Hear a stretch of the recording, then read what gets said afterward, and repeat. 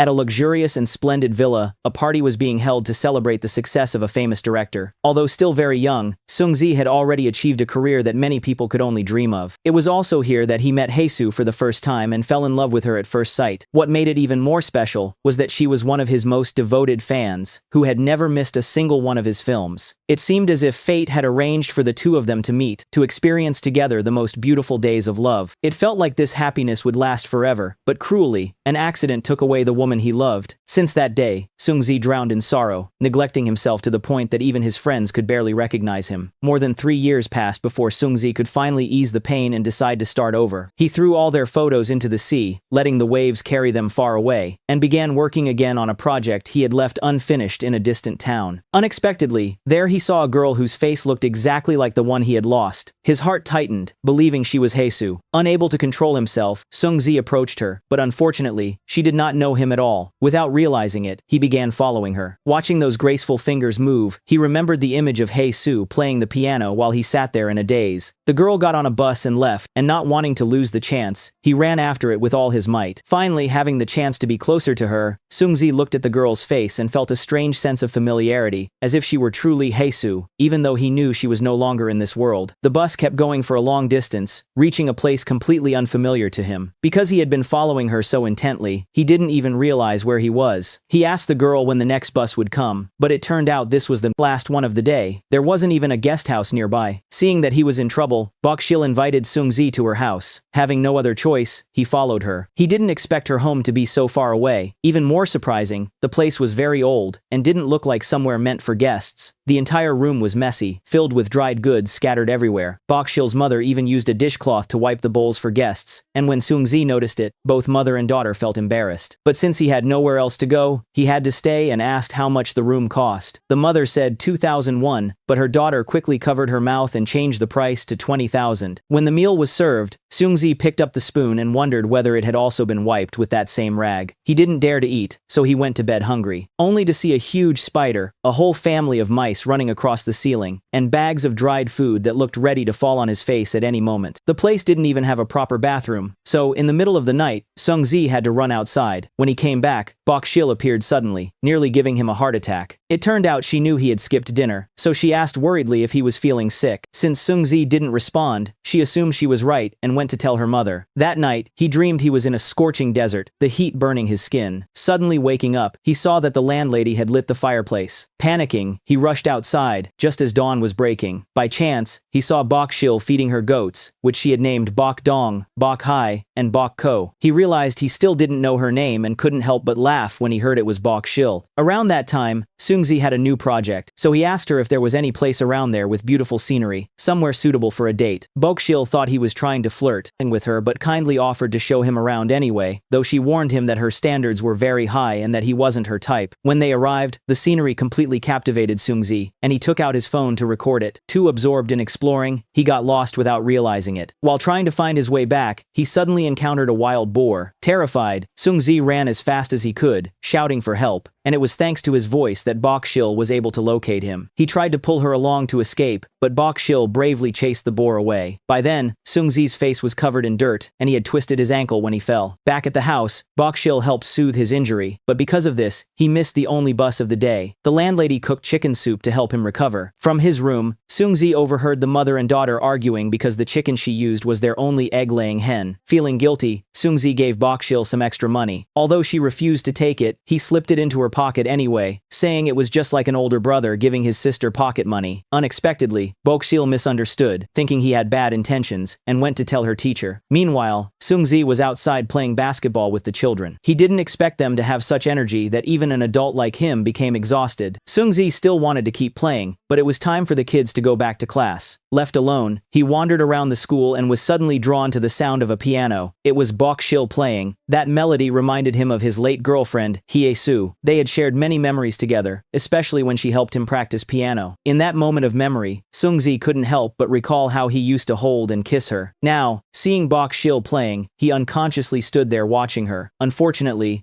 this scene fell into the teacher's eyes, who immediately misunderstood and thought Seungzi was some kind of pervert. The teacher grabbed him and questioned his identity, but all of Seungzi's identification documents were at home. As a result, he got beaten up and was about to be taken to the police station. Just then, Bokshil's voice came through the school loudspeaker, announcing that there would be a bus heading to Seoul for Seungzi. Thanks to that, he escaped from the teacher. Before he left, Bokshil warmly gave him a gift to take home. As soon as he took the bag, it slipped from his hands because of its weight, making everyone curious about what was inside. But Bokshil firmly refused to let him see, telling him to open it only after reaching home. However, once on the bus, Seungzi's curiosity got the better of him. He opened the bag and found it was full of potatoes. Not wanting to bring them home, he tried to leave the bag on the bus, but the driver returned it to him, so he had no choice but to take it back. For someone like Seungzi, such things held little value. One day, Bokshil's mother suddenly fell seriously ill. The local clinic couldn't treat her condition, so Bokshil needed a large sum of money to take her to the city for proper treatment. A friend told her there was a film crew nearby, and she could earn some money by working as part of their support staff. When she arrived, one of the men there immediately approached her, impressed by her face, but after learning she was a local girl, he looked somewhat disappointed. Not only him, but also a woman in the crew, was stunned the moment she saw Bokshil's face. Bokshil didn't notice their reactions. She cheerfully ran home to tell her mother that she had found a job. As the two of them looked up at the night sky filled with stars, Bokshil promised that no matter what, she would cure her mother's illness so their family could live together happily again. The next day at the filming site, Bokshil was surprised to see Seungzi there and quickly covered her face, thinking he had come back to pursue her. But when she saw him directing the film crew and sitting in the director's chair, she finally realized he wasn't some idle drifter as she had thought. During a crucial scene, the lead actress suddenly stood up and screamed, ruining the entire take, which made Seungzi extremely frustrated. It turned out that a goat had wandered into the set. Recognizing it as one of her own animals, Bokshil quickly ran over to catch it. At lunchtime, she was in charge of serving meals for the crew. When she saw Seungzi coming, she took the opportunity to apologize for the terrible misunderstanding from before. At that moment, the woman from the previous day approached again. Seeing that Bokshil looked exactly like her cousin, she struck up a conversation and introduced herself as the person in charge of the film's music. When filming paused for a break, Bokshil curiously went to look at the equipment, and the man from earlier came to find her. His name was Jong-hoon, and he was the film's cinematographer. He had already been paying attention to her because her face looked identical to the girl he once loved. During the film crew's community event with the locals, the teacher invited Seungzi to sing a song on stage. Reluctantly, he was dragged up to perform. Meanwhile, in order to earn money for her mother's treatment, Bokshil picked wild vegetables to sell at the market. But no matter how hard she called out, no one bought any. At home, her mother grew worried when Bokshil didn't return and went out to look for her. She ran into Seungzi and asked him to help find her daughter. That day, heavy rain fell, preventing the crew from filming. Seeing this, Seungzi borrowed Jong-hoon's car to go search for Bokshil. However, as soon as he started the engine, he froze up, triggered by a psychological scar. Jong-hoon immediately noticed and promised to help him find her. Before long, they found Bokshil. Jong-hoon called her into the car and, seeing that she was drenched, took her to a shop to buy her new clothes. The moment she came out with a smile on her face, he was stunned. It felt as if he were seeing Hae-soo again. He remembered how back then, Jong-hoon had gathered all his courage to propose to the woman he loved, only to be devastated when she told him she was going to marry Seungzi. From that day on, he could only bury his feelings deep within his heart, a love that could never be spoken aloud. Now, meeting a girl who looked exactly like Hae-soo, Jong-hoon couldn't help but gaze at Bokshil with fascination, even as she spoke absent-mindedly. Knowing that Bokshil's family was struggling, he offered her his business card so she could contact him if she ever needed help. The next day at the filming site, Seungzi came to scold Bokshil for wandering off and worrying her elderly mother. His tone sounded like that of an overbearing older brother, which annoyed her, so she talked back. Seungzi immediately lost his temper, yelling that she was being rude and would never find a decent job acting like that. But he had no idea that Bokshil had already found work in Seoul. That night was her last evening with her mother before leaving, and the old woman cried a lot. Not wanting her mother to worry, Bokshil promised she would return soon. The next day, the young country girl boarded the train to the bustling city of Seoul. Watching the vast Han River through the window, she couldn't help but marvel, leaning closer to see it more clearly. Upon arriving, she went to stay at a close friend's place and offered to pay half the rent if she stayed for a long time. At the company, Seungzi reviewed a scene where the male and female leads were parting ways. It brought back painful memories from his past. He remembered when Hae-soo had a heated argument with her mother that left her so upset she wanted to go somewhere far away, where her mother couldn't find her. Wanting to comfort her, Seung-ji took her out for a drive. On the way, eager for the moment he could propose, he took out the ring box, ready to slip it onto her finger, but accidentally dropped it. While trying to pick it up, he lost focus and didn't notice the car ahead, leading to a tragic accident. Seung-ji was lucky to survive, but the woman he loved was no longer breathing. Believing it was all his fault, he screamed in agony over Jesus' lifeless body, and had lived in torment for more than 3 years since then. Back to Bokshil. It was her first time in Seoul. Seeing how stylishly the city girls dressed while she looked so plain and country-like, she pulled her socks up to hide her pants, and began to imagine a future where she might join an entertainment company, rise to become an A-list star, or even a famous director like Seung-ji. While crossing the street, Bokshil almost got hit by a car. The elderly chairman inside looked at her and was stunned. The girl in front of him looked exactly like his late granddaughter. He thought his grief must have made him see things. Bokshil went to the company to find Jong-hoon, but everyone there looked down on her. The manager, after glancing at her resume and seeing that she had only graduated from high school, was even more reluctant to hire her. Feeling dejected, Bokshil turned to leave, but ran into Mi-hyun. She told Mi-hyun that Jong-hoon had referred her to the company, but she hadn't been able to meet him. Because of that, Mi-hyun arranged a job for her, as an assistant director working under Seung-ji. Yet even making a cup of coffee took her a long time to figure out. Seung-ji then realized she had never learned how to use the coffee machine, so he patiently showed her how it worked. Soon after, his assistant came in to announce an important meeting. Seung-ji spoke non-stop for a long time, making everyone weary. Bokshil, waiting too long, dozed off and accidentally hit her head against the wall. Only then did Seung-ji realize he had overdone it and dismissed everyone. When the assistant noticed Bokshil hadn't gone home, he asked about it, and she said she would sleep at the company. So, he pretended to have urgent matters at home, leaving Seung-ji to stay there with her. At that moment, Bokshil happened to find the phone Seung-ji had forgotten. She decided to use it to call her mother. Back home, her mother was cooking soup, waiting for her daughter to return, when the teacher commented that it would be ruined by then. Flustered, she accidentally spilled the whole pot. Furious, she started complaining, then suddenly heard the phone ringing. At the same time, Seung-ji realized he had left his phone behind and returned to the office, only to see Bokshil talking happily with her mother. "Mom, the company I work for is really big. I'm sure they'll pay a very high salary. That way, I'll have enough money soon to pay for your surgery." Seeing this scene, Seung-ji couldn't bring himself to interrupt the mother and daughter, waiting quietly until Bokshil noticed him and hastily hung up the phone. Seeing her embarrassed face, Seung-ji decided to tease her. He told Bokshil she had to treat him to dinner as payment for using his phone. Looking at the prices on the menu, she didn't dare to order anything, while Seung-ji casually ordered several dishes. The thought of paying for all that made Bokshil break out in a cold sweat. Watching her, he was suddenly reminded of his late girlfriend. The sadness hit him so hard that he couldn't swallow his food. He only drank wine instead. Eventually, he ran to the restroom to cry like a child. Outside, the waiter came to ask for payment, and Bokshil, frustrated, had no choice but to settle the bill. When she came back out, she saw Seung-ji completely drunk, mistaking her for his lost love and hugging her tightly, refusing to let go. Bokshil kicked him and shouted that he was taking advantage of her, which finally made him release her. But when she returned home and thought about it, regret filled her heart. If Seung-ji fired her, she wouldn't be able to earn money for her mother's treatment. The next day at the company, she ran into Seung-ji in the elevator and was startled. His cold demeanor and silence made it clear he was still angry. Trying to make amends, Bokshil brought him a cup of honey water for his hangover, using it as an excuse to apologize. But Seung-ji said nothing, carelessly threw a stack of documents at her, and told her to make copies. Not knowing where to go, Bokshil tried asking other employees, but they looked down on her and refused to help. So, she wandered floor by floor until she finally found a copier. When she returned the papers to Seung-ji, he grew furious because she had used the wrong type of paper. He scolded her harshly, saying she was irresponsible and unworthy of working at the company. Feeling wronged, Bokshil apologized and promised to fix her mistake. Outside, she accidentally bumped into Jong-hoon. Noticing she seemed troubled, he kindly asked another staff member to help her copy the papers. In the process, Jong-hoon noticed a scar on her arm and curiously asked when she got it. She explained that when she was little, she had been burned in a fire at a restaurant. When Bokshil brought the documents back, Seung-ji was no longer there. The assistant, seeing that she seemed free, told her to send an email to a magazine and first asked if she knew how to do it. Bokshil confidently said she had learned that in school, so such a task was nothing to worry about. The reason Seung-ji was in such a bad mood that day was because it was Jesus' death anniversary. Her mother still blames him for ruining her daughter's life.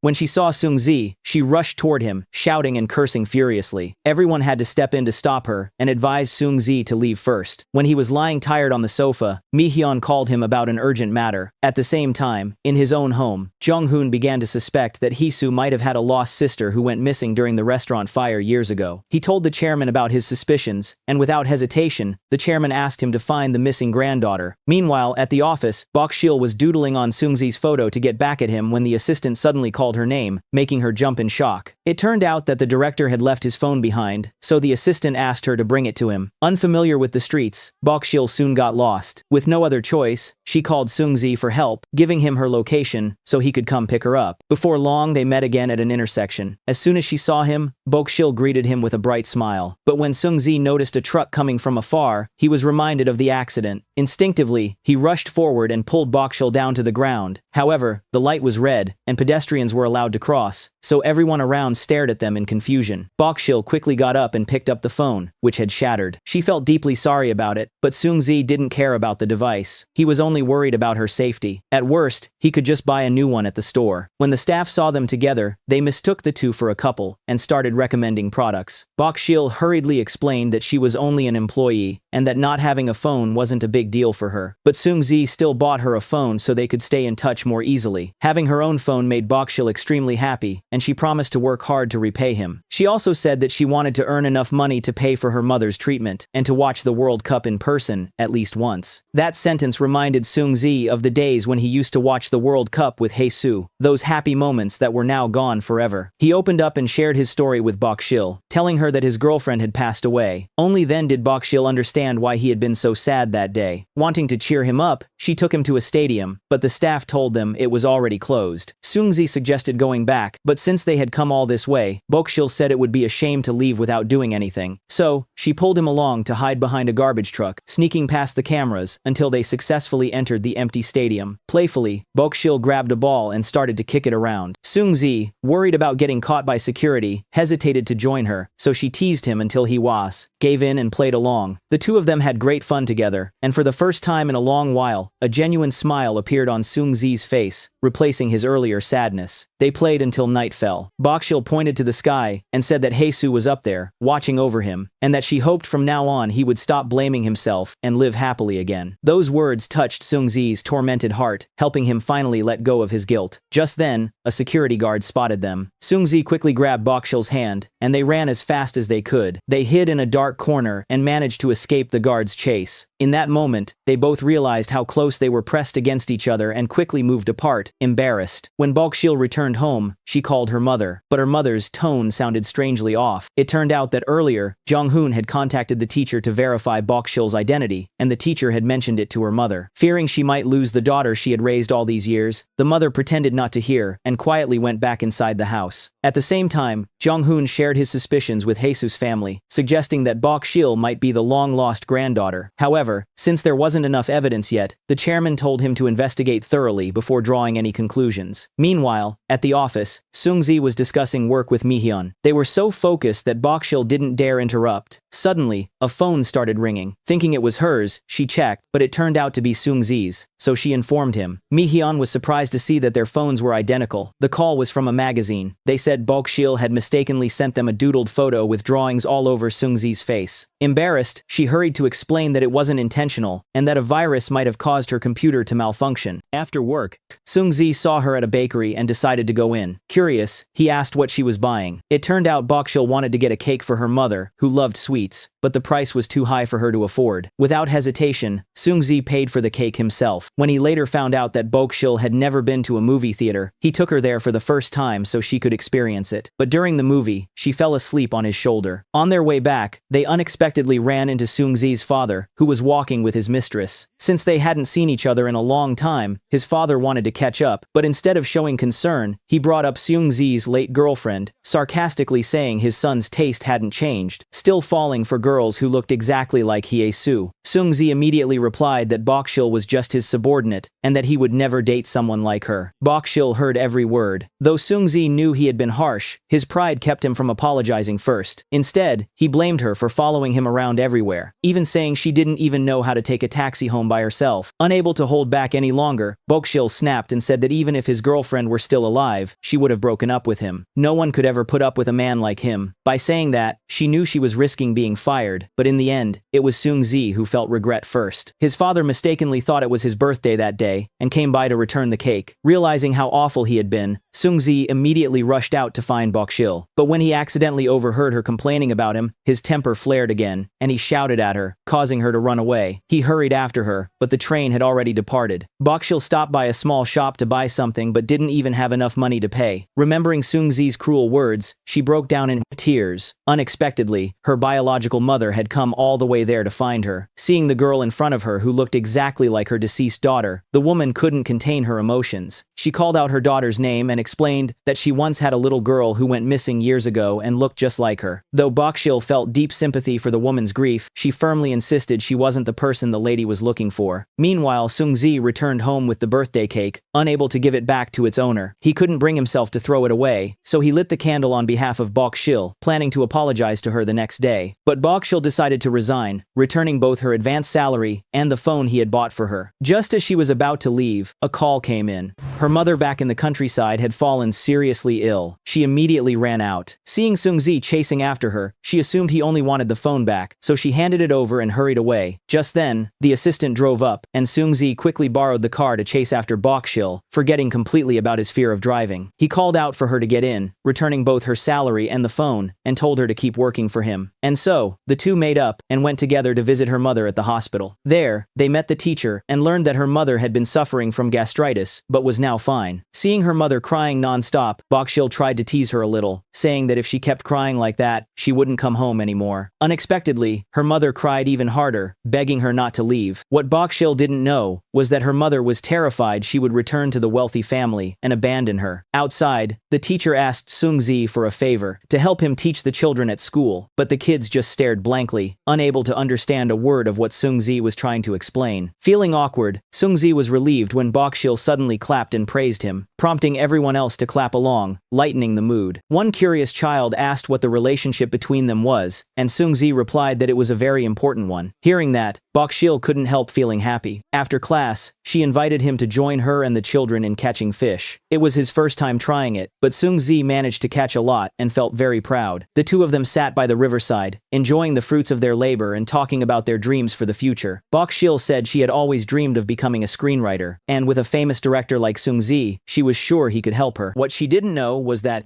at that very moment, Jung-hoon had gone to her house to verify her identity. He asked the mother whether she had once worked at a restaurant in Seoul. Hearing that, the woman became panicked and denied everything, which only deepened his suspicions. Meanwhile, Bokshil showed Seung-ji her first script, but he criticized it mercilessly. He even teased her, saying that since she had never been in love, how could she write something so old-fashioned? Then it was revealed that this story was one her mother had told her long ago, about how she was abandoned by a man. Because of that painful past, her mother had never wanted to lose Bokshil. But now, the chairman had learned everything through Jung-hoon. Before they arrived, Bokshil and Seung-ji had spent a joyful day together there. That night, he stayed in the same old room, wondering if the mice were still running across the ceiling. By chance, he found Bokshil's childhood diary. Reading the innocent and childlike words, he felt an even deeper affection for her, and softly wished her good night. He only meant to step outside for some fresh air, but somehow fell asleep without realizing it. When he woke up, he told her he would help her achieve her dream of becoming a screenwriter. Seung-ji planned to return to Seoul first, while Bokshil would stay until her mother fully recovered. But as soon as his car left, the madam arrived. When Bokshil's mother showed her an old shirt, she immediately recognized it as the one her long-lost daughter had worn, and broke down in tears. At the same time, the teacher, on behalf of the mother, revealed to Bokshil that she was adopted and that it was time for her to return to her real family. Following him home, her steps grew heavy with every stride. The moment the madam saw her, she ran forward emotionally, embracing her and calling her by her real name, Hayrim. The adoptive mother could only stand silently, watching them reunite. Bokshil, unable to accept the truth, ran away in shock. The teacher stayed behind to explain everything to the madam. After losing her child in the fire, the adoptive mother had suffered a terrible breakdown. When she saw Bokshil trapped in the flames and saved her, the madam refused to believe it, thinking it was a kidnapping. She didn't want to forgive the woman, but seeing how simple-minded and sincere she was, the madam decided not to pursue it any further. Meanwhile, Seung-ji still had no idea that Bokshil was actually Jesus' younger sister. At home, he even tried grilling fish fish the same way she used to. While waiting, he found himself longing to hear her voice, but Bokshil didn't answer his calls. The fish burned to a crisp as a result. Still, Sungzi didn't give up. He bought World Cup tickets for both of them, simply because Bokshil had once said she wanted to see it in person. At that time, Bokshil had fallen asleep by the riverside, spending the entire night there until the teacher found her. He urged her to go back, but she stubbornly refused, silently gazing at the house from afar. After a long while, Bokshil finally gathered the courage to return. Her mother immediately rushed out, taking her hand lovingly, urging her to come home so they could reunite with her grandfather. But Bokshil still wanted to stay in this place. On the day of the World Cup match, Sungzi arrived and waited for a long time, but the person he was hoping to see never came. When night finally fell and the crowd had all gone home, he still didn't see Bokshil. No matter how many missed calls he made, she didn't answer. At that moment, Bokshil had no mood to care about anything else. She stayed by her mother's side, who kept crying non-stop, knowing she would soon have to part from her daughter. Only when the teacher personally came to persuade Bokshil to return and reunite with her family, so they could pay for her mother's surgery, did she finally agree. When saying goodbye to her mother, Bokshil smiled brightly and promised to come back soon. But seeing her mother sobbing and watching her leave, she couldn't hold back her tears. The car had barely gone far when Bokshil opened the door, ran back home, and handed her mother a phone so they could stay in touch. Meanwhile, Sungzi became very anxious when Bokshil didn't show up for work. He immediately called her number, but her mother answered the phone. Hearing that phone call, his assistant became nosy. Could it be that their relationship had already reached the stage of meeting the parents? By the time Bokshil arrived at the mansion, night had already fallen. She brought vegetables that her foster mother had prepared as a gift for the madam. However, the lady's expression was rather awkward, as she urged Bokshil to quickly meet the grandfather who had been waiting for a long time to finally see his long-lost granddaughter. The grandfather was deeply moved and promised to make up for all the years Bokshil had lived in hardship. For the first time in her life, she stayed in a large and comfortable room. Bokshil felt happy, as if she were dreaming. At that time, her mother gave her a pair of high heels that fit perfectly. Bokshil had always wanted a pair like that. Whenever she saw her colleagues at work wearing them, she really liked it. Her mother grew more and more affectionate toward her daughter and promised that whatever Bokshil wanted, she would buy it for her. The next day, Bokshil still didn't show up for work, and her phone couldn't be reached. Worried, Sungzi went to the address listed in her file, but no one came to the door no matter how long he called. Just as he was about to leave, he noticed some laundry had fallen on the ground. When he bent down to pick it up, Sun Jung happened to return home. The scene was easily misunderstood, but luckily, she recognized Sungzi, so he was able to leave smoothly. When Sungzi heard that Bokshil had gone back to work, he happily returned, but in front of her, he still put on the act of a superior and scolded her to assert authority. After that, he took Bokshil to a bookstore to buy famous works for her to study while writing her next script. He eagerly guided her, but her attention was caught by the animals in the aquarium. Seeing Bokshil cheerful and innocent, Sungzi grew even more fond of her. The red shoes she wore stood out so much that he couldn't help but be curious about them. Bokshil didn't hide anything and told him she had an older sister, but Sungzi thought she was joking. At that moment, a commotion broke out as a woman loudly scolded a man. Unexpectedly, that man turned out to be Sungzi's father, so he immediately stepped in to stop her, even taking the blame himself. Meanwhile, her best friend, after finding out that Bokshil was the daughter of a wealthy family, wanted to ask her for help. But before she could say anything, the bodyguards arrived to take Bokshil away. It turned out that because she had left without telling anyone, her whole family had been worried. She explained that she had gone to work, but her family insisted that she quit, and her grandfather said he would arrange a new job for her. At that moment, Mi-Haeon brought Jeong-hoon to the house so that her grandfather could meet him, since he was the one who had helped bring Bokshil back home. At mealtime, she habitually put one leg up on the chair and ate ravenously, prompting her mother to remind her to behave. Because of this, her grandfather assigned Jeong-hoon the task of teaching her proper manners. When her mother heard that Bokshil was also working at that company, she asked which director she was working for. While Bokshil wanted to say Sungzi's name, Mi-Haeon quickly changed the subject, leaving Bokshil confused, so she went outside to ask why. Mi-Haeon showed her a photo album filled with pictures of Haesoo and Sungzi, revealing that her late sister and Sungzi had once been deeply in love and were even planning to get married. However, Sungzi had indirectly caused her sister's death, so Mi-Haeon told her not to let their mother know that Bokshil was working for him. After learning the truth, Bokshil felt her heart ache, realizing that she had fallen in love with this man. The next day, she secretly went to work, but was unfortunately spotted by her grandmother. To get to the company, she had to lie to her mother. Yet when she arrived at the office, Sungzi wasn't there. Feeling dejected, Bokshil lay down on her desk until the assistant handed her a stack of documents to deliver to the conference hall. A press conference was being held there. When Sungzi expressed his opinions, another director rejected them and mocked him, saying that he had the same twisted mindset as his father, who always flirted with young women. woman. Seeing the man she liked being humiliated, Bokshil became furious. Outside, she pretended it was an accident and hit the man on the head. Before he could react, she grabbed Sungzi's hand and ran away. He didn't scold her for being reckless. On the contrary, he praised her for doing well. He even took her to the school he had attended as a child and told her many stories. Bokshil wanted to tell him that her real name wasn't Bokshil but Hae Rim, the younger sister of his late lover. But Sungzi thought she was just joking. By now, the high heels had hurt Bokshil's feet. When Sungzi noticed, he hurried off to buy medicine and gently applied it for her. That tender gesture made her heart feel warm. But what could Bokshil do when she had fallen for her sister's lover? She had no choice but to say she was resigning, giving the reason that she no longer had passion for her job. However, leaving without a trace felt too regretful. Bokshil still wanted Sungzi to remember her, so she bought him a potted flower as a farewell gift. Sungzi couldn't bear to let her go and hurried to chase after her. But once she had decided to run away, she wouldn't allow him to find her. She hid in a place where he couldn't see her, and just like that, he missed her. When she later heard her foster mother's voice asking if she was doing well, Bokshil couldn't hold back her tears. The madam happened to see this and felt heartbroken, but when she came closer to ask, Bokshil quickly wiped away her tears and pretended that she was fine. Yet deep down, she still missed Sungzi. She sent him a message to thank him and wished him good health. Although Sungzi had so much he wanted to say to her, even to ask her to stay, he didn't dare to reply. She waited anxiously for a response.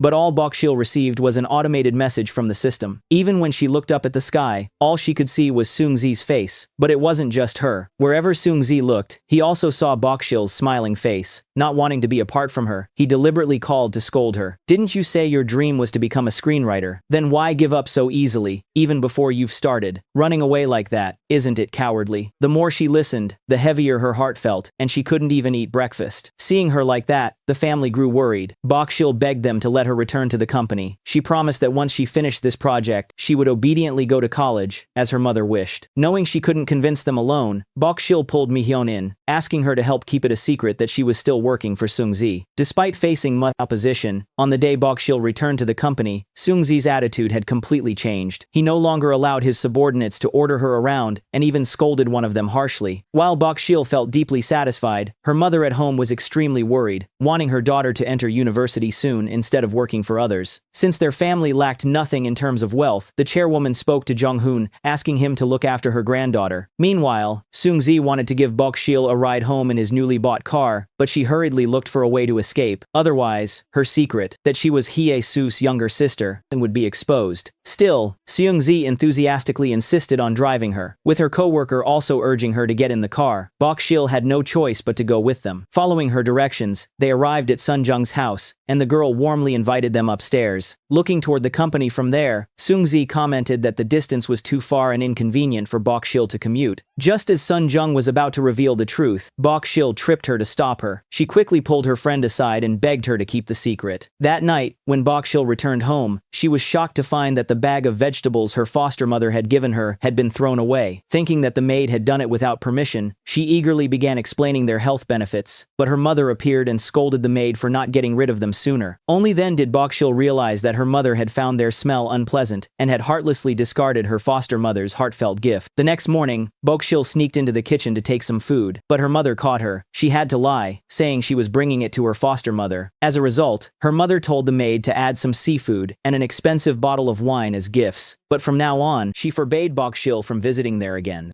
When Bokshil brought those things to a gathering with her co-workers, everyone was surprised and asked how she could afford them. She had to lie that they came from her friend's store so they wouldn't suspect anything. During the party, Sungzi noticed that she seemed troubled. After drinking quite a bit of alcohol, he asked Chan-ho to go buy more, and then gently inquired about what was bothering Bokshil. But facing him like this made it even harder for her to speak. If Sungzi were to find out that Bokshil was Hae-su's younger sister, wouldn't he be shocked? What hurt even more was when she asked how much he had loved Hae-su, and his answer made Bokshil feel inferior, knowing she could never compare to her sister. Since Bokshil hadn't returned home yet, the madam thought her foster mother was keeping her there. Unaware that Bokshil was actually with Sungzi, she called the foster mother and was stunned to hear that Bokshil wasn't there. Everyone panicked and began calling around to search for her. Sungzi also hurried to look for her and eventually found Bokshil outside. Faced with his questions, she felt hurt and burst into tears. Though he didn't know why she was upset, Sungzi held her hand as they walked back together, singing along the way to cheer her up. As soon as she got home, Bokshil faced her mother's fury for lying. From then on, she was forbidden to continue working as an assistant in the film crew. Meanwhile, her foster mother in the countryside anxiously prepared to travel to Seoul to find her, but just then, Bokshil called home, allowing her mother to finally breathe a sigh of relief. The next day, when Seung-ji didn't see Bokshil at work, he grew worried and went to ask her best friend. But since Bokshil had already asked Sunjung to keep the secret, no matter how much he pressed her, she claimed not to know anything. That day, her mother took her to a clothing store and completely changed her style to make her look like a wealthy young lady, because it was an especially important day. On the way, her mother kept reminding her to behave properly and make a good impression. At the hotel, the whole family gathered with Jung-hoon, and accompanying him, Seung-ji was also invited. When Seung-ji caught sight of Bokshil's back, he immediately followed. At the same time, she noticed him looking for her and quickly hid behind a pillar, trying to sneak away. Even so, Seung-ji spotted and caught her. Seeing Bokshil dressed elegantly, he grew even more curious about where she had gotten those clothes. She had no choice but to lie to dispel his suspicions and promised to explain later. At that moment, her mother had gone to look for Bokshil, so Bokshil hurried to meet her while also trying to avoid Seung-ji. However, he happened to be one of the guests at the party. Because of that, Mi-hyun grew afraid that the truth would be exposed and tried to find a way to make him leave before Bokshil appeared. But just then, the chairwoman stepped onto the stage and announced to all the guests that she had finally found her long-lost granddaughter. The moment Bokshil appeared beside the chairwoman, Seung-ji was utterly shocked. He couldn't believe that she was Jesus' younger sister. He walked away in a daze, but Bokshil's mother noticed his presence and also learned that her daughter had been working under this man. She immediately slapped him across the face and warned him, "How could you shamelessly show up here? You already caused Hyese's death, and now you want to take advantage of her sister too." Seung-ji couldn't even utter a single word of defense, because he knew everything was his fault. As he left the venue, tears of pain streamed down his face. Fate was cruel. He had fallen in love with the younger sister of his deceased lover, the very woman whose death he had caused. The flower pot that Seung-ji had once cherished was now shattered, just like his heart. Even when he later met Bokshil again at the company, faced with her bright smile, he no longer had the courage to face her, and only wanted to avoid her. But Bokshil kept chasing after him. Today, Seung-ji had to go on a business trip with Mi-hyun. They told Bokshil to return home first, but she suddenly jumped into the car, insisting on going with them. When they arrived, Mi-hyun didn't allow Bokshil to enter, since the place was filled with people she didn't know. However, Bokshil still sneaked in and waited for a chance to talk to Seung-ji. She was afraid he would blame her for hiding her identity. But before Seung-ji could answer, his friend came over. Seung-ji introduced her as Hae-rim, Hae-su's younger sister, and acted as if the two of them were complete strangers. That hurt her deeply, but it wasn't only Bokshil who suffered. Wanting to make up his mind to stay away from her, Seung-ji, though in great pain, submitted his resignation. The next day at the company, Bokshil didn't see him anymore, only his assistant in the office. While wondering where he might have gone, she was invited by Jung-hoon to have dinner at a fancy restaurant. No matter how kindly that man treated her, Bokshil couldn't forget Seung-ji. Still, the atmosphere of that elegant place made her feel uncomfortable, so she suggested to Jung-hoon that they go to a small local bar instead. Bokshil drank continuously, trying to drown her sorrow, and asked Jung-hoon if she really looked that much like Hae-su. She drank so much that she became drunk and lost control of herself. Without realizing how, she ended up at Seung-ji's house. Seeing him remain cold and indifferent, she couldn't hold back and complained, "What did I do wrong? It's not like I meant to hide the truth from you. You should be treating me well, because I'm her younger sister." Hearing that, Seung-ji pulled Bokshil up and said to her, "If Hae-su were still alive, I would be your brother-in-law." Those words shattered Bokshil's dream and brought her back to the cruel reality. She cried until she fainted, and Seung-ji carried her home on his back. The next morning, when Bokshil woke up, she couldn't remember anything. Suddenly, she received a call from her foster mother. She rushed back to her hometown, leaving behind a letter for her family, saying that it was potato planting season, and she needed to go help her mother. At that moment, the mother and daughter joyfully reunited after a long time apart. They held a small party to welcome Bokshil's return, and of course, the teacher was also present. As for Seung-ji, after resigning, he spent more time on himself. He met up with an old friend, and together, they reminisced about the past. Suddenly, his friend brought up Hyesu's younger sister, making Seung-ji start to miss her. Meanwhile, Bokshil was busy planting potatoes with her foster mother when her biological mother and grandfather traveled all the way from Seoul to visit. They were surprised to see Bokshil pushing a wheelbarrow alongside her foster mother. They immediately brought her inside for a private conversation, insisting that she couldn't be doing such labor and must return to Seoul right away. Her grandfather promised that no matter what position Bok-sil wanted in the company, he would arrange it for her. However, Bok-sil pleaded to stay for a few more days. Realizing persuasion was useless, the madam met privately with the foster mother and asked her not to call Bok-sil anymore. But in the end, the family had to return empty-handed, while their daughter stayed behind to care for her foster mother. Even though her mother tried to convince her to come back to Seoul, Bok-sil went outside alone to gaze at the night sky. The cool air reminded her of the time Seung-ji held her hand and sang for her. As for Seung-ji, he was at the library reading when he received a call from Mi Hyun. Knowing that he had resigned, she deliberately arranged a meeting with a famous senior, forcing him to attend. When Seung-ji returned home to pack, he accidentally knocked over the trash bin, causing the broken flower pot to fall out. Feeling sentimental, he picked it up and placed it back on the table. Just as he was about to leave, the chairwoman suddenly called him in. Because Seung-ji was the only one who could persuade Bok-sil to return, the chairman wanted Seung-ji to return to the company and assigned Bok-sil to work under his supervision. But when Seung-ji refused, the chairman grew angry and scolded him for being irresponsible. If you still feel guilty about Haesu's death, then you should be the one to bring her younger sister back. Because of that, Seung-ji canceled his plans with friends and immediately drove to the village where Bok-sil was staying. He didn't have to search far, she was walking right in front of him. Yet he couldn't bring himself to call her name, only following quietly from behind. As if sensing something, she turned around and happily called out to him. She was overjoyed, believing that Seung-ji had come to find her, but no, when he told her that he came only because she was Haesu's younger sister, and that the chairwoman had asked him to bring her back, the light of hope in her eyes faded. No matter what, it was time to return. As always, her kind foster mother asked Bok-sil to bring some gifts for the madam, which made her feel guilty, knowing she couldn't bear to tell the truth, that the previous vegetables had been thrown away. When the time came to say goodbye, mother and daughter held hands tightly, reluctant to part. Throughout the journey, Bok-sil remained quiet and sad. Seung-ji turned on the radio, but she didn't smile even once. After traveling a long way, Bok-sil grew tired and fell asleep, and Seung-ji gently covered her with his jacket. Upon returning home, Bok-sil worried she would be scolded, but her grandfather was overjoyed to see his granddaughter again. Her mother, who had nearly fallen ill from anxiety, burst into tears as she hugged her tightly. They slept together until morning. The next day, her mother woke up early and personally prepared breakfast for Bok-sil. After what had happened, she had begun to reflect on herself. Even the vegetables from the foster mother. This time, the madam enjoyed them and used them to cook a meal. That day, Bok-sil was filled with excitement, happy to be working alongside Seung-ji again, but he coldly handed her over to his close friend, a writer, so that she could learn how to write scripts. After assigning the task, he left without another word, leaving her alone with the man. When the workday finally ended, Bok-sil quietly headed home, only to be invited by Jung-hoon to a restaurant. There, the four of them gathered once again, but the atmosphere was far from cheerful. Knowing that Jung-hoon had just changed his hairstyle because of Bok-sil, Seung-ji grew jealous and spoke up, drawing everyone's attention to him. Feeling embarrassed and unable to explain himself, Seung-ji quickly made an excuse to leave early. Back home, Bok-sil continued diligently writing her script, chasing her dream of becoming a screenwriter. Seeing her daughter like that made her mother even more uneasy. Since Bok-sil's birthday was approaching, she decided to throw a grand celebration. The madam even went as far as to invite Seung-ji. The next day, her mother took Bok-sil to a spa for facial care, followed by a shopping trip for new clothes. Such an important occasion couldn't possibly be complete without the presence of her foster mother, the one who had raised her all those years, so Bok-sil called her. However, because the madam had previously instructed her not to, the foster mother didn't answer the phone, so Bok-sil took a photo and sent it to her instead. At that moment, the party was just beginning, with all the guests gathered, and, of course, Seung-ji among them. When people saw him arrive, they worried that the madam would be angry, but once they heard that she was the one who had invited him, everyone breathed a sigh of relief. A little later,